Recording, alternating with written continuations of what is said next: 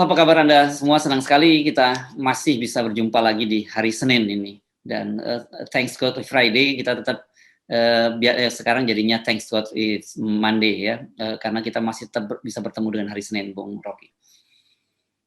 Ya, Black Monday, Senin yang hitam.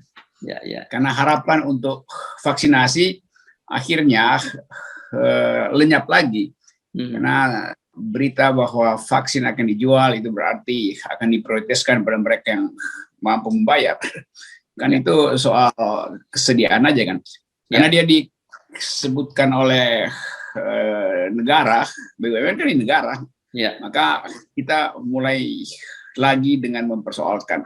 Tapi sejauh-jauhnya kita persoalkan tetap kita pasti kalah tuh, karena pemerintah punya segala macam alasan untuk berkelit. Ya. Nah, ini akan berlaku hari ini katanya, yang disebut vaksin gotong royong gitu disebutnya, dan itu mulai berlaku di 6 kota di Indonesia, dan kemarin sudah Wakil Menteri BUMN sudah meninjau lokasi-lokasinya. Ini ya, ini yang kemudian menimbulkan reaksi yang luar biasa di media sosial. Itu kata biadab, ini mohon maaf nih katanya, enggak sebenarnya kata kasar juga, kalau ada anak di bawah 17 tahun masih belum bisa belum boleh diucapkan, dan itu jadi trending topik. Tapi yang mengucapkan juga termasuk sahabat Anda ini, Bung Faisal Basri. Jadi lewat akun Twitternya dia tidak menyatakan tidak ada kata lain, ini kata-kata di biadab. Nah, kelihatannya kemarahan publik memang sudah mulai memuncak terhadap pemerintah dengan berbagai langkah-langkahnya di tengah pandemi ini. Memang biadab karena kedunguan kebijakan dibebankan pada rakyat, kan itu biadab kan. Kalau beradab mestinya rakyat itu dirangkul, kami akan obati kalian. Tapi saya kira betul pikiran Faisal Basri. Mungkin saya menyebutnya culas, ini pemerintah yang culas gitu. Yang seharusnya memprioritaskan kesehatan, tapi tetap otaknya adalah menggenjot pertumbuhan itu. Dan padahal udah berkali-kali diterangkan bahwa semakin pertumbuhan digenjot, itu semakin pemulihan kesehatan itu menurun. Karena ini soal trade off anggaran aja kan. Sekarang masalahnya adalah cari untung. Ini kan ajaib. BUMN cari untung dari rakyat. Kan ngaco. BUMN itu adalah badan usaha milik negara untuk mensejahterakan rakyat, bukan nyari untung. Apalagi nyari untung di dalam situasi pandemi kesusahan. Itu ada pidananya tuh, karena mencari untung di atas keadaan yang sulit. Itu kena pidana. Apalagi pejabat memanfaatkan kesulitan orang untuk dapat untung. Jadi BUMN ini mau raih untung sebesar-besarnya dengan ongkos yang memberatkan publik. Pertama, dia memberatkan karena berbayar, padahal janji presiden gratis. Yang kedua, secara ekonomi itu artinya jumlah vaksin yang terbatas akan dimanfaatkan oleh BUMN dan distributornya untuk diprioritaskan pada mereka yang bisa bayar. Kalau cuma ada 10 vaksin misalnya, 9 dipakai buat karena yang mau bayar banyak juga yang merasa pemerintah nggak bisa atasi, maka mending dia bayar. Bagi dia tentu masuk akal, rasional, tapi secara hitungan welfare atau public social policy itu kan namanya menambah beban rakyat, dan itu harus ada izin dari DPR. Saya nggak tahu apa DPR udah ngoceh, apa DPR juga udah di lobby sebetulnya. Ya, kalau kemarin yang ketika bertemu DPR, Menteri Negara BUMN Erick Thohir itu bicara tentang permintaan dia untuk penambahan modal negara, penyertaan modal negara ya. Dia mengajukan 72 triliun dengan alasan karena ada beberapa perusahaan, terutama perusahaan BUMN karya yang diminta untuk bangun jalan tol. Ini yang bakal dapat gede-gede ini ya, seperti Waskita Karya dan beberapa yang lainnya. Saya membayangkan seharusnya dalam situasi ini yang harusnya mendapat penugasan penyertaan modal negara atau penugasan itu adalah BUMN farmasi gitu ya. Jadi mereka harusnya mendapat biaya yang besar, dia menggenjot pembelian vaksin, dan itu harus dibagikan kepada rakyat kan. Mestinya begitu, bukannya dalam situasi begini malah mereka yang berbisnis. Mungkin maksudnya Menteri BUMN dikasih suntikan modal, penyertaan modal negara ke BUMN infrastruktur buat bikin jalan tol itu bagus. Karena diperlukan jalan tol supaya cepat tiba ke pemakaman. Jadi buat bikin jalan tol ke pemakaman, itu otaknya begitu. Saya pikir tadi untuk distribusi vaksin, karena kan memang ini perlu kecepatan juga vaksin ini. Tapi ternyata kalau kita baca-baca justru yang dapat penugasan memang tadi jalan tol. Dan kita tahu infrastruktur itu kan ambisi dari Presiden Jokowi dan sekarang sudah menjadi sebuah blunder itu bagi pemerintah Jokowi. Jadi otak kekuasaan ini tetap ingin cari celah agar supaya ekonominya di atas pandemi. Jadi ekonomi mau diselesaikan, karena itu ya pandemi asal-asalan aja deh. Kan ini kan otaknya begitu kan, yang semua ekonom udah ingatkan bahwa pemerintah itu punya uang sial namanya, sisa anggaran silpa bukan sial. Ya, saya suka anggap uang sial, sisa anggaran lebih. Kan udah ngambil utang terus dia deposito kali itu buat kan itu utang, itu hak rakyat supaya rakyat nanti utang buat kita bayarin. Sekarang dia berutang nggak mau dipakai buat relaksasi industri besar, sementara rakyat disuruh bayar vaksinnya tuh. Jadi nggak ada sedikit pun semacam empati. Ini kan artinya pemerintah hatinya busuk gitu. Tidak ada empati sama sekali nggak bisa lihat bahwa lo yang terkapar selama ini itu karena vaksinnya kurang. Sekarang vaksin yang kurang itu diprioritaskan buat mereka yang berbayar. Itu tentu kita bisa dengar nanti, itu nanti buat yang gratis juga ada. Iya, tetapi vaksin itu tidak cukup. Dan ini otaknya begitu kan. Dan hukum ekonomi akan bekerja langsung. Siapa yang bisa bayar dia yang diutamakan pas itu. Jadi ini intinya tuh, nggak ya bangsa dari rejim brengsek aja kan. Rejim kalau biadab. Iya.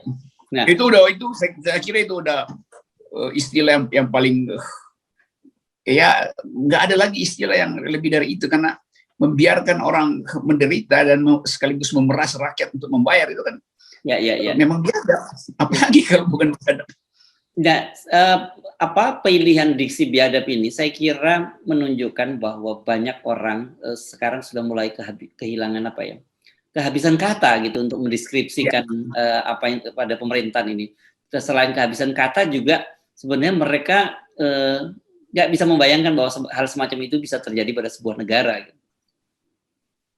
Iya, itu kan tiba-tiba lagi ada kebijakan ajaib semacam ini kan. Ya. Jadi bagaimana kita mau menganggap bahwa pemerintah ini beradab?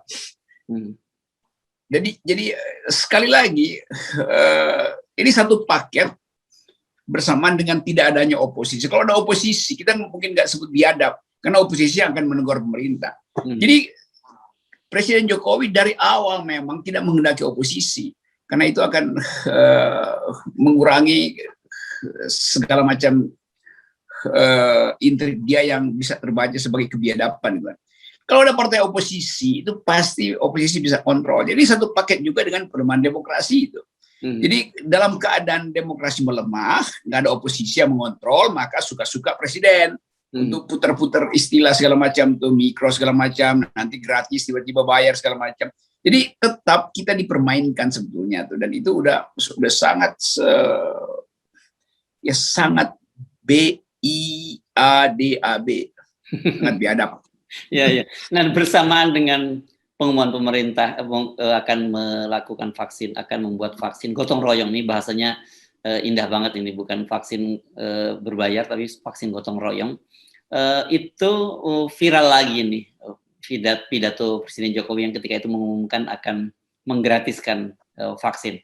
Dan bukan hanya di dalam negeri pada waktu itu, beberapa media asing itu memberitakan peristiwa itu karena menurut mereka luar biasa karena apa yang dilakukan oleh Presiden Jokowi tiba-tiba membuat gratis. Nah, tapi ternyata lagi-lagi apa yang disampaikan oleh Presiden Jokowi itu tidak sesuai dengan kenyataan. Kalau minjem istilahnya Aliansi Mahasiswa UGM, ini beliau kan dinobatkan sebagai juara antara ketidaksesuaian kata dan ucapan dan perbuatan.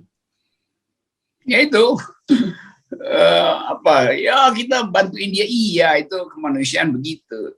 Tapi ternyata dengan cara membebani rakyat Indonesia tuh mesti bayar vaksin tuh. Nah, public policy yang semacam ini yang secara modeling kan buruk, artinya nggak ada perencanaan dari awal gitu. Mestinya kan orang diberitahu dari awal bahwa oke, ada sebagian yang akan berbayar sehingga orang siap-siap. Jadi tiba-tiba, jadi harapan rakyat untuk dapat vaksin besok akhirnya bisa pudar karena mereka menganggap vaksin itu diutamakan pada mereka yang berbayar. Psikologi ini udah berjalan tuh. Ya. Jadi orang yang menunggu dapat vaksin nanti dianggap ya memang kita nggak bisa dapat hari ini. Kenapa? Karena dialihkan dulu pada mereka yang bisa bayar. Sementara orang lihat bergelimpangan di pusat-pusat gedung-gedung yang bukan fasilitas kesehatan disulap jadi tempat rawat orang sakit, dan itu adalah rakyat yang punya uang. Dia bisa isoman di hotel bintang 5 tuh dengan tarif ada yang sampai 75 juta tuh untuk satu paket isoman kan. Di situ terlihat pemerintah tidak berpihak sama sekali. Dan perintah undang-undang itu dilanggar oleh presiden.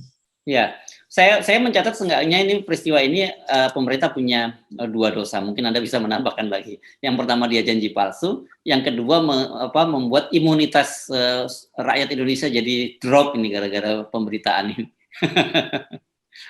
Betul.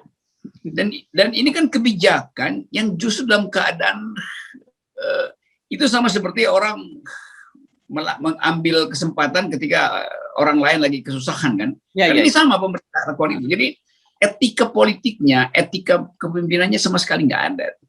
Dalam keadaan harusnya dibantu malah dipalakin tuh dengan cara bayar. Padahal rakyat sudah berkali-kali dalam 1 tahun ini mengalami pemiskinan itu melalui penambahan beban pajak, macam-macam, tarif kebutuhan dasar listrik segala macam melonjak.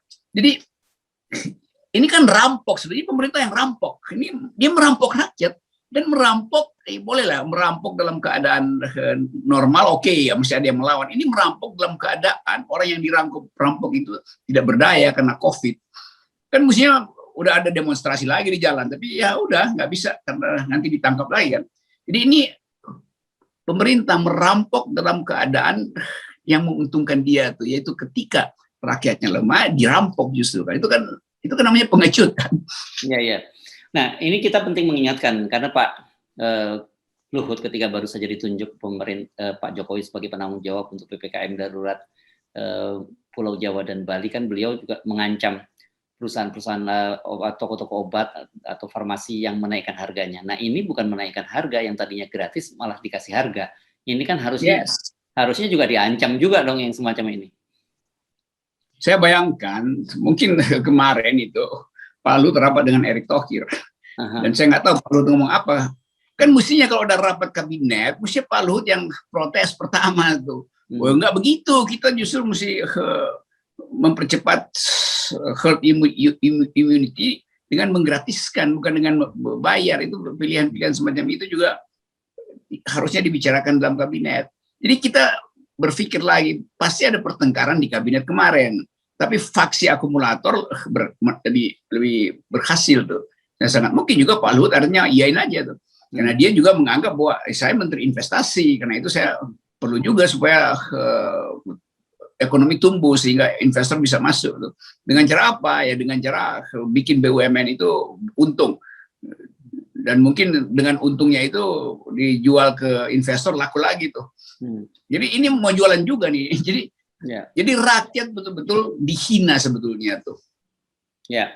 Dan satu hal yang tadi juga sudah Anda singgung, sebenarnya ini ada satu isu yang sensitif karena pemerintah terkesan bahwa mengistimewakan orang kaya gitu ya. Yang orang kaya sih nggak salah gitu dengan situasi yang berbayar, karena situasinya memang semua orang butuh vaksin kan.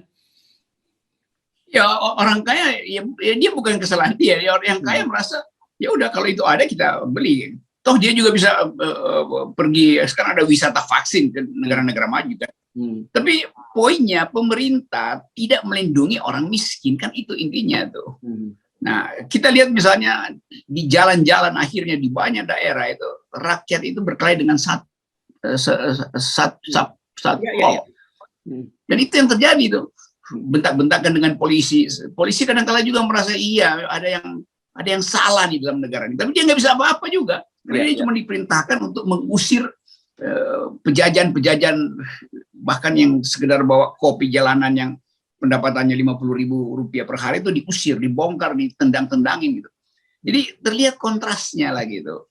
Yang sana bisa wisata vaksin, yang ini untuk nyari uang untuk mempertahankan energi terakhir dia, karbohidrat yang diperlukan untuk 1 hari itu nggak bisa.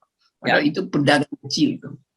Ya, dan mulai hari ini kita akan melihat sebuah kontras baru karena kalau Anda perhatikan di media sosial itu kan sudah beredar ribuan orang yang antri vaksin, dan ini dikhawatirkan menimbulkan klaster baru gitu di satu sisi, karena mereka ingin, ini kan sebuah ironi, mereka ingin mendapatkan vaksin supaya terhindar dari COVID, tetapi mereka terlibat dalam kerumunan, dalam antrian panjang, dan ini menciptakan klaster baru. Tapi nanti di satu sisi ada orang-orang yang berduit yang bisa dengan tenang, bisa lega, tanpa khawatir ada kerumunan, bisa antri di klinik-klinik vaksin gotong royong ini. Ya, ini kan pemerintah terus membuat kita panik gitu, rakyat panik dengan ada varian baru, ini panik segala macam. Dalam kepanikan itu orang mau cari penyelamatan yang paling gampang. Itu oke, kita berburu vaksin kalau gitu. Dan rakyat menunggu sebetulnya ini di mana tempat yang bisa lebih aman, nggak ada bergerombol. Kan di beberapa tempat saya lihat juga dia ada gerombolan tiba-tiba masuk nyelinap, langsung ambil antrian paling depan lalu diprotes, terjadi kerusuhan lagi di situ kan. Jadi kepanikan ini justru harusnya dibaca pemerintah sebagai upaya mengevaluasi sistem distribusi yang gratis itu tuh. Yang gratis aja itu ngaco, apalagi kalau jumlah vaksinnya dikurangi karena jumlah stoknya dikurangi karena mesti dibagi dengan mereka yang bisa membayar. Yang bisa bayar tentu nggak perlu ngantri, dia tinggal telepon aja kan. Jadi kesenjangan itu terlihat lagi, dan kita ya udah, ini ya mungkin yang kita sering katakan bahwa perubahan politik memang harus dimulai dari kekacauan-kekacauan yang terus dihasilkan oleh kekuasaan. Jadi kalau kemudian ada, saya kira akan ada kerumunan dan kebrutalan bahkan, karena ini soal hidup 1 hari ke depan. Bagi orang yang miskin, dia akan ambil risiko untuk berkelahi di jalan daripada tidak makan. Saya kira tidak ada salahnya kita mengingatkan pada Pak Jokowi kembali janjinya. Ini pendek sekali lah kalau janji Pilpres, Pak Jokowi lupa, wajar aja, mungkin udah 2 tahun lebih. Tapi kalau janjinya memberi vaksin gratis ini kan baru beberapa waktu yang lalu. Jadi mudah-mudahan Pak Jokowi nggak lupa gitu, dan kebijakan ini saya kira bukan atas nama karena kita kita anti pada orang kaya, tapi ini bisa menjadi persoalan baru gitu ketika orang miskin antri dan akhirnya tiba-tiba yang saya bayangkan gitu, sudah berjam-jam antri, mereka habis vaksinnya dan mereka harus dibalik lagi karena vaksinnya dialihkan ke vaksin gotong royong ini. Ya itu supply demand economics begitu bekerjanya kan. Nah, kita sebetulnya bukan sekedar pada Pak Jokowi, tapi nggak ada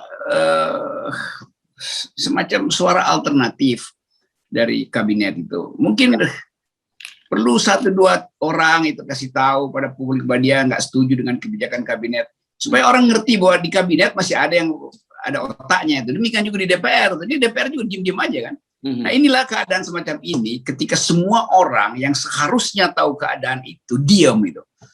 Itu yang disebut banality of evil itu. Kedangkalan kejahatan itu. Bahkan udah di depan mata dia nggak ngerti bahwa itu kejahatan. Kan menteri-menteri ini nggak ngerti bahwa itu menghina rakyat, bahwa itu melanggar konstitusi. Mereka masuk di dalam banality of evil itu. Saking dungunya itu nggak bisa lihat lagi bahwa ini kejahatan negara. Ya, oke, Bung Rocky. Jadi saya ingin sebelum mengakhiri, saya cuma ingin mengingatkan Pak Jokowi, Anda pernah berjanji loh vaksin itu gratis, dan sekarang di depan mata Anda ada orang-orang yang diistimewakan ketika dia bisa membayar. Oke, terima kasih, Bung Rocky. Semoga sadar pula dia, atau dia makin bergelap. Oke. Terima kasih.